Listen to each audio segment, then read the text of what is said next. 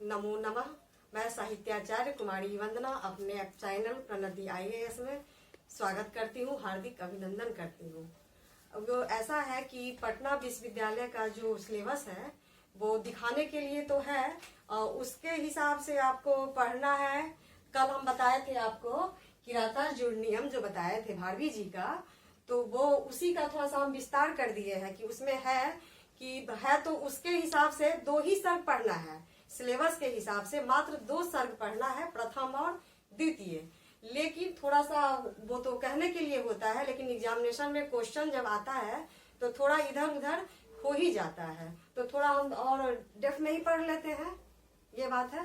तो मैडम ये इसका मतलब है कि अन्य जगहों पर ये पूछेगा, जैसे CTET है, UP TET है। सिर्फ आप STET का बात नहीं है ना। हाँ। ये UP ये होता है, UP TET होता है, MP उत्तर प्रदेश वाला, MP वाला होता है, MP TET में सेंट्रल वाला होता है, CTET। ये तो सभी में अगर आप साहित्य संस्कृत से दे रहे हैं तो जहाँ साहित्य की बात आएगी तो ये तो सभी को पढ़ना, ये सिर्फ बिहार की बात नहीं है।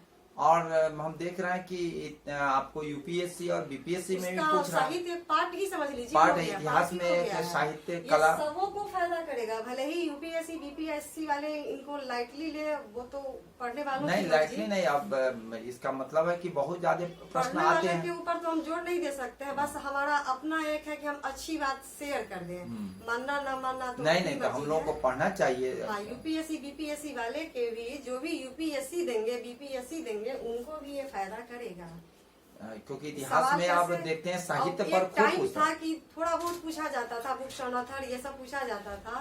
अब साहित्य से थोड़ा सा वो GK GS भी बहुत डेप्थ में हो गया है, साहित्य से भी बहुत डेप्थ में हो जा रहा है। डेप्थ में पूछ ही रहे हैं। हाँ, तो ऐसा नहीं है कि मान लीजिए कि हम कोई एग्जामिनेशन नहीं देते हैं, फिर भी अगर हम पढ़ते हैं और इन चीजों को सुनते हैं तो कोई नुकसान तो नहीं पहुंचेगा। हम भी कभी बैठे होते हैं तो धार्मिक पुस्तक पढ़ लेते हैं, तो इसमें क्या जाता है?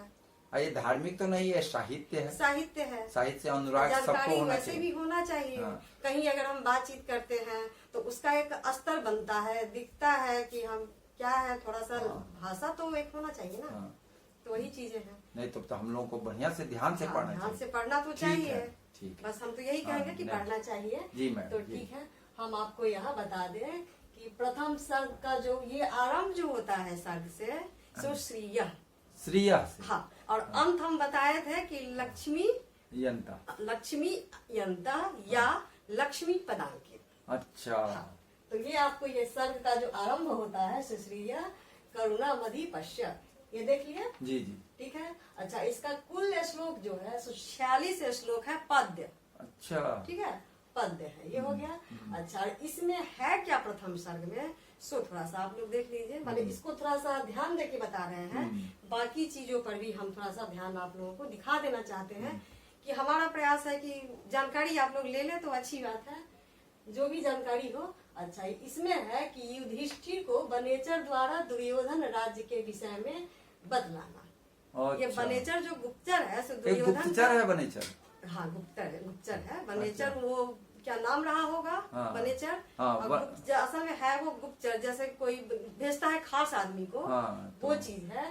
तो दुर्योधन राजकाज कैसे चला रहे हैं, ये लोग वहाँ है नहीं, तो ये लोग राजकाज कैसे चला रहे हैं, प्रजा सुखी है या दुखी है, तो उन सभी बातों को पता लगाने के लिए भेजते। हाँ, तो विषय में बतलाते हैं, राजकाज के बारे में दुर्योधन कैसे चला रहा है ये बतलाते हैं बनेचर युधिष्ठिर को। अच्छा, ठीक है, इस चीज को समझ लिए। वो इसीलिए युधिष्ठिर बनेचर संवाद है प्रथम सर्ग में। प्रथम सर्ग में इसीलिए कल हम आपको बताए थे कि प्रथम में क्या है, तो युधिष्ठिर बनेचर का संवाद है। ठीक है, अब यहाँ आइए, युधिष्ठिर कौरवों के साथ युद्ध कीड़ा में हार जाते हैं। द्युत कीड़ा जो है, हार जाते हैं। वो पाशा वाला जो होता है, पाशा, जिसको द्युत कीड़ा कहते हैं। हाँ, तो उसमें हार जाते हैं जी। अपने भाई के साथ साथ द्रौपदी का भी अपमान तो हो ही जा रहा है।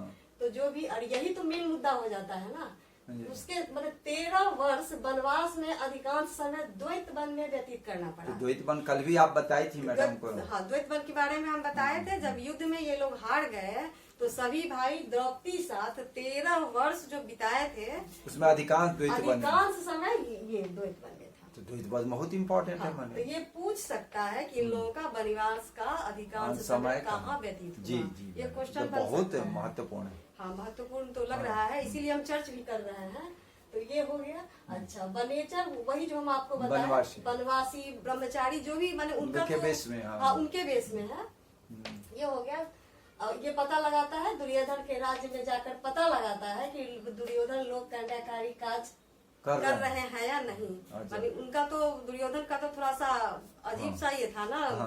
तो उसी को जानने और कल्याणकारी काज करने वाला कल्याणकारी ही किए। तो कल्याणकारी कर रहा है या नहीं।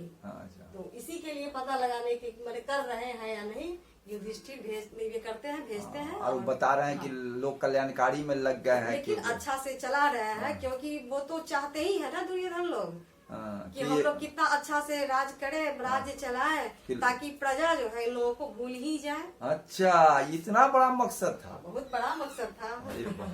तो ये हो गया। अच्छा, अब आगे आइए, एक बहुत बड़ी बात है। प्रथम सर्ग में क्या है कि द्रौपदी जो है सो युधिष्ठिर को उपालंब यानी कि उलाहना देती है। अच्छा, कि आपके ही कारण ये सब हुआ है, अगर आप चाहते तो ऐसा नहीं होता। अच्छा, तो फिर और द्वितीय सर्ग में भी यही चीज भीम के द्वारा अच्छा होता है। अच्छा, ये भी द्वितीय सर्ग में भीम जो है सो यही चीज करते हैं। फिर इनको तो दोनों सर्ग बहुत, बल्कि हाँ दुर्योधन से युद्ध करने के लिए उकसाते भी हैं। प्रथम सर्ग में द्रौपदी और द्वितीय में भीम अच्छा उकसाते हैं। लेकिन युधिष्ठिर का कहना है कि नहीं, ये नैतिकता नहीं कह रहा है। अच्छा, ये सही नहीं है। वो इसको अस्वीकार कर लेते हैं। अच्छा, अनैतिक बता करके अस्वीकार कर लेते हैं। अच्छा, युधिष्ठिर तो बहुत पेशेंस वाले होते हैं ना, उनपे तो किसी का बात का प्रभाव पड़ता नहीं है। लेकिन द्रौपदी अपना धर्म जरूर करती है। ये हो गया। तृतीय सर्ग में जो है वेद व्यास इनके कुटिया पर आते हैं। अच्छा, इन लोगों की कुटिया पे आते हैं। अच्छा, और ये यक्ष देते हैं कि इंद्र की उपासना करो तुम लोग। मैंने अर्जुन को हाँ मैंने इंद्र की उपासना करो। ये हो गया। चतुर्थ सर्ग में यक्ष के मार्गदर्शन में अर्जुन की द्वैत वन से हिमालय तक की यात्रा का सजीव एवं रोचक वर्णन है। ओ चतुर्थ, हाँ, ये हो गया आपको चतुर्थ में। अच्छा, अब पांचवें में आइए। अर्जुन के यात्रा के प्रसंग में गिरिराज हिमालय के पर्वतीय प्रदेश के विराट एवं अलंकारिक वर्णन की छटा से ओतप्रोत है। अरे बात तो बहुत अच्छा। इसमें कवित्व तो इनका बहुत अच्छा होगा। बहुत अच्छा है। भारती जी का जो है बहुत मैडम ही आप अच्छा तो पढ़ी हैं, बड़ा अच्छा रहा होगा। बहुत ही अच्छा है। माने ऊपर से इनका नारियल का जो ऊपरी भाग कठोर होता है और अंदर जितना कोमल होता है, सरल समझने में आसान। क्या है वो श्लोक? नारिकेल क्या बतलाए थे? नारिकेल सम्मितम। नारिकेल सम्मितम। अच्छा, नारियल के समान, ऊपर से कठोर और अंदर से नरम। अच्छा, ऊपर से लगता है कि ये शब्द को देख के ऐसा लगता है कि पता नहीं कितना, लेकिन हाँ उसको पढ़ने के बाद बहुत ही सरलता से। इसीलिए कल आप बताए भी थे कि 3 सर्ग जो है कठिन है। जितने भी चीजें हम समझा रहे हैं कुछ कठिन दिख रहा है नहीं। हाँ, शुरुआत का कुछ है, शुरुआत का काठिन्य है, लेकिन उसको भी समझने में ऐसा नहीं है। इसीलिए कल आप बताई थी कि काठिन्य जो होते हैं तब पाषाण की तरह, तो उस चीज को हम बताए थे। अब छठा सर्ग में आइए।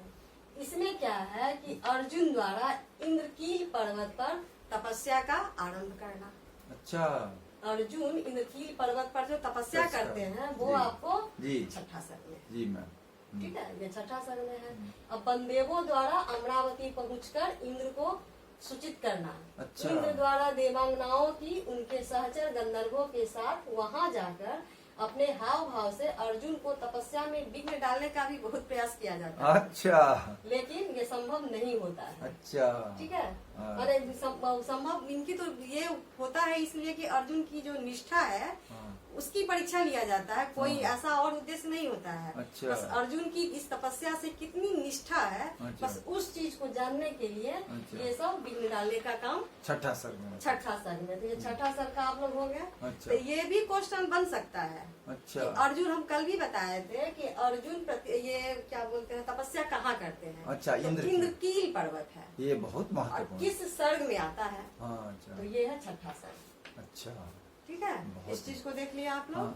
हाँ, अब इधर आइए। और 7वें सर्ग में देखिए, अप्सराएं तथा सहचर गंधर्व पूरे उल्लास विलास के साथ आकाश मार्ग से विशेष प्रकार के हाथियों और रथों पर देवांगना के किनारे किनारे अमरावती से इंद्रकील की यात्रा करते हैं। इंद्रकील के पास नीचे उतरकर वो पृथ्वी गंगा के रम्य तट अपनी माया से गंधर्व नगरी जैसा दिव्य एवं भव्य बना लेते हैं। वाह वाह, तो बहुत अच्छा है। कवि तो इसमें बहुत निखरा। देखिए कितनी अच्छी अच्छी बातें यहाँ पे दी गई है। ये आपको हो गया 7वें सर्ग में जी। और 8वां में देखिए, अप्सराएं अपने शिविर से वन विहार के लिए निकलती है और जल क्रियाएं करती है। ये चीज हो गया आपको 8वें सर्ग। ठीक है। 9वें सर्ग में मद्यपान के साथ संपन्न श्रृंगारिक छटाएं और भी ठीक है, श्रृंगारिक छटाएं और भी प्रदीप्त हो जाता है। वाह, इसमें तो बहुत अलंकार होगा, बहुत श्रृंगार। थोड़ा सा हमको लगा कि भले ही प्रथम और द्वितीय दिया हुआ है सिलेबस में, लेकिन थोड़ा सा हम लोग और आगे पढ़ ले। ठीक है। तो ये हो गया। और ये 10वें में आई है, अप्सराओं का मतलब अप्सराओं द्वारा अर्जुन का ध्यान तपस्या से अलग करने में लगा रहता है। अच्छा, अभी भी छोड़ नहीं रहे लोग। बस मैंने ऐसा परीक्षा लेना है अर्जुन की कि देखे तो किन किन लोगों को अब अप्सराएं आती है, लेकिन कुछ फायदा तो होता नहीं है। 11वें सर्ग में आई हुई, वयोवृद्ध मुनि के वेश में इंद्र का आगमन होता है जी। ठीक है जी। और उनके द्वारा तपस्या से सांसारिक लक्ष्य की विस्तारता का निदर्शन है, जिसके उत्तर में अर्जुन लौकिक जीवन के मूल्य प्राथमिकताओं का अपना आख्यान रचते हैं। इंद्र शिव की आराधना का उपदेश देते हैं। अच्छा, इसी में इंद्र शिव का 11 में ये भी हो सकता है कि वो हम बता रहे हैं ना कि थोड़ा सा ज्यादा ही बता दें कि 11वें सर्ग में ही इंद्र शिव की आराधना का उपदेश देते हैं। अच्छा। मान लीजिए ये भी क्वेश्चन पूछ दिया, एक हो सकता है ना ये क्वेश्चन, तो एक ये भी हो गया। अच्छा, अब 12वें में आइए, अर्जुन घोर तपस्या का आरंभ कर देते हैं। अच्छा। और इस तपस्या से माने और जो सन्यासी है सो घबरा जाते हैं। अच्छा, अर्जुन भी तो सन्यासी ही बन गए थे ना, तो बाकी सन्यासी जो है सो घबरा जाते हैं। अच्छा। और घबरा कर शंकर के पास पहुँचते हैं। अच्छा। ठीक है। देखिए हम यहाँ पे लिख दिए हुए हैं कि जिससे घबराकर अन्य सन्यासी शंकर के पास पहुँचते हैं। ठीक है। शंकर किरात का वेश धारण कर अर्जुन से मिलते हैं। अच्छा। शंकर जो है सो किरात का वेश धारण कर अर्जुन के पास पहुँचते हैं। अच्छा। तो किराता जुर्नियम जो है सो आप समझ लिए कैसे है। अच्छा, किरात प्लस अर्जुन। अर्जुनियम माने यहाँ दोनों का ये है, तो उसी का ये हो गया है। ठीक है। अब तो क्लियर हो गया। तो इसी चीज को ये हो गया, तो ये भी पूछ सकता है। और अंतिम 5 सर्ग 14 से 18 तक में अच्छा ठीक है हम लिख दिए हैं। अपनी गण सेना के साथ किरात वेशी शिव और अर्जुन के बीच युद्ध को समर्पित है। बाप रे, इसका मतलब खूब जबरदस्त युद्ध हुआ होगा। ये समर्पित है। ये हो गया। 15वें में जिससे युद्ध का चरण आता है, भारवी ने चित्र काव्य। यहाँ देखिए अब ये क्वेश्चन बन सकता है, नन्नो वाला जो है, नकार नन्नो नकार वाला जो है। अब यहाँ पे आइए कि ये मान लीजिए पूछ देता है कि भारवी ने चित्र का अलंकारिक छंद का प्रयोग किसमें किया है, तो 15वें किसमें प्रयोग करके अति उत्कृष्ट बनाया है। वो नुन्नो वाला जो आप बताई थी मैंने, नकार वाला जो है। तो ये मान लीजिए क्वेश्चन बन जाए, भले ही प्रथम और द्वितीय सर्ग ही पढ़ना है। मान लीजिए ज्यादा अंदर से पूछ दिया तो हम क्या करेंगे? नहीं तो अब पूछने का तो हक है। आप अभी तक जितना आप पढ़े बताइए, इसमें से लग रहा है ना कि कुछ भी पूछ दे सकता है। सही सही सही। तो ये हो गया। अच्छा, अब यहाँ आइए, वनेचर की उक्तियाँ जो है, हितम मनोहारी च दुर्लभम बचः, ऐसी वाणी जो हितकारी भी हो और मनोहर भी लगे दुर्लभ है। ये चीज है आपको प्रथम सर्ग में। अच्छा। ठीक है। अच्छा, और एक चीज और बता दे आपको कि ये जो है ये पूछ चुका है 20 जनवरी 28 जनवरी 2020 को जो हुआ है उसमें ये वाला पूछ चुका है। अच्छा। ठीक है। क्या पूछा मैडम, थोड़ा बता दीजिए। मनोहारी च दुर्लभम बचम। थोड़ा सा ठीक है। किराता जुर्नियम की यह युक्ति किसकी है? थोड़ा सा दिखाइए तो मैडम, ऐसे करके खड़ा करके देख लिया। अच्छा, ये यही प्रश्न आया था। हाँ, हम जो आपको बताया वही थोड़ा ठीक से दिखाइए तो मैडम, थोड़ा ठीक से है ना। नहीं वो दिखाई तो क्वेश्चन वाला थोड़ा ठीक से सीधा करके देखिए। अच्छा, यही। हाँ, अच्छा पूछ चुका है। अच्छा। और ये भी पूछ चुका है। अच्छा। शौकिन सर्वा साधुनम सिंखा जो है हाँ, वो भी पूछ चुका है, वो भी हम आपको बता रहे हैं। अच्छा, सौ किंग सखा साधु वो भी किंग पूछ चुका सखा है, वाला इसी जो में है। हाँ। तो ये भी पूछ चुका है। अच्छा। तो जरूरी नहीं है कि पूछ चुका है तो नहीं ही पूछेगा।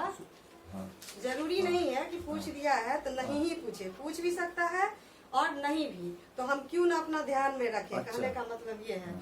और ये पद लालित्यम वाला तो कल ही हम आपको बता दिए थे। हाँ, क्या है पद लालित्यम किससे संबंधित है? अच्छा, है ना? ओ जो बताए थे। हाँ, तो उसको तो हम बता ही दिए थे। हाँ। तो ये हो गया दंडी पद लालित्यम, तो दंडी से संबंधित है ना जी। अच्छा, हाँ है। हो गया ना? हाँ। तो इतना क्वेश्चन तो हाँ, आपको पूछ ही हाँ। दिया। अच्छा, फिर यहाँ पे है वही पद लालित्यम वाला है। हाँ। ये तब दिखाई तो मैडम तो इसे कर करके। अच्छा, ये वो यही है, क्या है क्वेश्चन? और पढ़िए, आप हाँ। देख रहे हैं तो पढ़िए। अच्छा, ठीक हाँ, है। हाँ तो जी। ये चीज हो गया। हाँ। तो इसीलिए हम सोचे थोड़ा सा ये कर दे। ठीक है, अब तो हो गया, कोई प्रॉब्लम नहीं है। नहीं नहीं, कोई प्रॉब्लम नहीं। इतना जो कुछ भी आप लोग ने पढ़ा सब समझ लिए। अच्छा, दूसरा वाला थोड़ा श्लोक को इस हिंदी में क्या थोड़ा सा पढ़ लीजिए। हिंदी में दिखा हाँ दे। हाँ, वह ठीक है। क्या लिखे हैं वह मंत्री कैसा हाँ। जो किंतु अप्रिय लगने वाली सलाह न दे, और वह राजा कैसा जो हितकारी किंतु कठिन बात न सुन सके। बाप, ये तो बहुत बड़ी ठीक है। ये दोनों पूछे हुए हैं। दोनों पूछ चुका है। ठीक है, हाँ। हो गया। आप लोगों को कोई दिक्कत तो नहीं है इसमें?